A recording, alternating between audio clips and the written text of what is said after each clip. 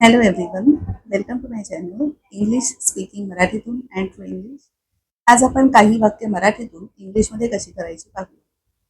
पहिलं वाक्य, आपण सण साजरा करूया. आपण सण साजरा करूया. इथे आता आपण हा कर्ता झाला आणि साजरा करूया हे क्रियापद झालं. जेव्हा कधी करूया या जेव्हा शेवटी येईल, त्या क्रियापदाच्या शब्दाच्या शेवटी या जेव्हा येईल, तेव्हा इंग्लिशमध्ये सुरुवात करताना वाक्याची लेट्स LET एस लेट्स अशी सुरुवात करायची. लेट्स साजरा करूया क्रियापद घ्यायचं, त्यानंतर लेट्स सेलिब्रेट. लेट्स सेलिब्रेट क्रियापद झालं. आणि काय साजरा करूया तर सण. सण म्हणजे festival. Let's celebrate the festival. Let's celebrate the festival. दुसरं वाक्य, आपण आज पिकनिकला जाऊया. आपण आज पिकनिकला जाऊया. आपण म्हणजे कर्ता झाला, पिकनिकला जाऊया जाऊया हे क्रियापद झालं. परत क्रियापदाला शेवटी या हा शब्द आलाय, म्हणजे या हे अक्षर आलंय क्रियापदाच्या शेवटी, म्हणून सुरुवात करता आपण हा करताय. हा ऑफकोर्स करता सुद्धा आपण. आपण म्हणजे आम्ही, आपण, बी असलेलाच करता असायला हवा. अशा वाक्यांमध्येच आपण ही टिपिकल रचना घेऊ शकतो. सो आता इथे आपण हा करता आहे आणि जाऊया हे क्रियापद आहे. या आलाय शब्दाच्या शेवटी म्हटल्यावर परत वाक्याची सुरुवात आपण लेट्सने करणार. LETS let's. जाणे क्रियापद घ्यायचं, लेट्स नंतर लगेच B1 मूळ क्रियापद घ्यायचं. Let's go. पिकनिकला. आता जेव्हा मराठीत आपण ला म्हणतो, इंग्लिशमध्ये मात्र पिकनिक या शब्दाच्या आधी कायम ऑन हे प्रेपोजिशन घेतलं जातं. Let's go on picnic. Let's go on picnic. आणि आज today. Let's go on a picnic today. Let's go on a picnic today अशी रचना करायची वाक्याची. अजून एक वाक्य पाहूया. आपण प्रत्येक ठिकाणी करता हवा आपण. आपण गाणी म्हणूया. आपण गाणी म्हणूया. आता आपण हा करता म्हटला त्याप्रमाणे आणि म्हणूया. परत म्हणूया शब्दाच्या शेवटी या, क्रियापदाच्या शेवटी या आला. सुरुवात कशी करणार परत लेट्स. लेट्स. गाणी म्हणणं क्रियापद आहे सिंग. क्रियापद घ्यायचं त्यानंतर लेट्स सिंग. आणि गाणी अनेक वचनी बोलतोय म्हणून SONGS.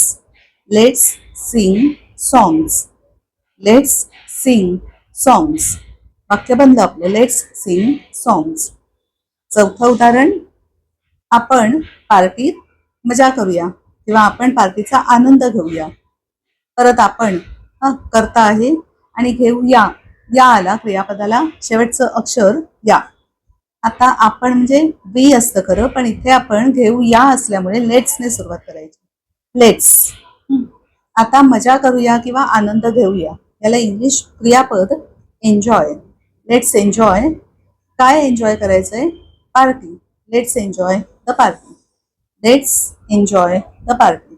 लेट्सने सुरुवात केली, त्यानंतर क्रियापद घेतलं, मूळ क्रियापद बेस B1 घेतलं. लेट्स एन्जॉय आणि मग बाकीचे शब्द इथे the party. Let's enjoy the party. अजून एक उदाहरण पाहूया. समजा म्हटलं की आपण एकत्र अभ्यास करूया. आपण एकत्र अभ्यास करूया. परत इथे आपण करता झाला आणि करूया क्रियापद आहे, शेवटचं अक्षर या आहे, म्हणून वाक्याची सुरुवात लेट्स. लेट्स. काय आहे क्रियापद तर अभ्यास करणे.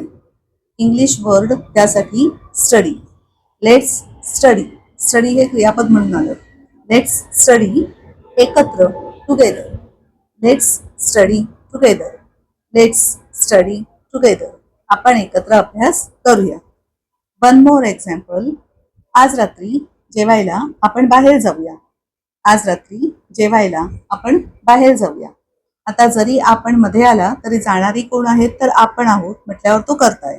करता झाला आपण. बाहेर जाऊया, परत जाऊया क्रियापदे या शेवटचं अक्षर आहे. सुरुवात आपण लेट्सने करणार. लेट्स. त्यानंतर क्रियापद मूळ क्रियापद घेणार गो. Let's go. बाहेर लेट्स गो आउट. आणि कशासाठी जेवायला.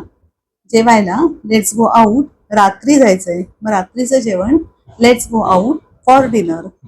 फॉर डिनर रात्रीचं जेवण म्हणून फॉर डिनर. आणि आज रात्री tonight let's go out for dinner tonight. Let's go out for dinner tonight. असं वाक्य बनतं.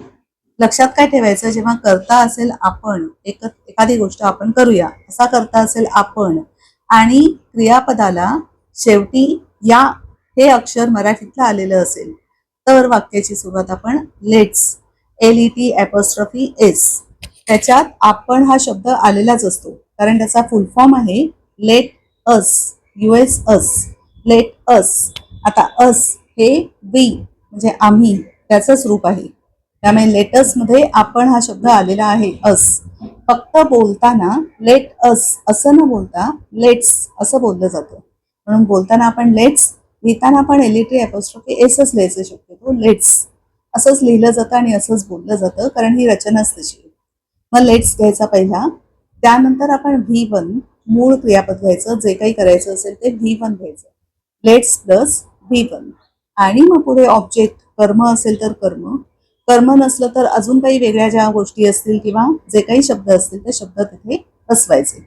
अशी ही रचना वेगळी आहे आणि अतिशय छान आहे कारण असं आपण बोलत असतो अगदी नेहमीच्या आपल्या व्यवहारात आणि इंग्लिशमध्ये करताना आपण कशा पद्धतीने विचार करून वाक्य बनवायचं आहे हे पण तुम्हाला निश्चित समजलं असेल. मराठी टू इंग्लिश करायला कशी पद्धत आहे ती. अशीच वाक्य तुम्ही भरपूर प्रॅक्टिस करू शकता. सोपं आहे. प्रॅक्टिस करा, म्हणत राहा आणि खरं खरं ॲक्च्युअल व्यवहारात बोलायला लागा. All the best to each and every one of you. Keep watching my videos. Thank you very much for watching this particular video. असेच पाहत राहा माझे व्हिडिओज आणि सबस्क्राईब करा माझं चॅनल आणि मित्रमैत्रिणींमध्ये मुलांमध्ये किंवा ज्यांना इंग्लिशची आवड आहे त्यांच्याबरोबर शेअर सुद्धा करा. Thanks once again and bye for now.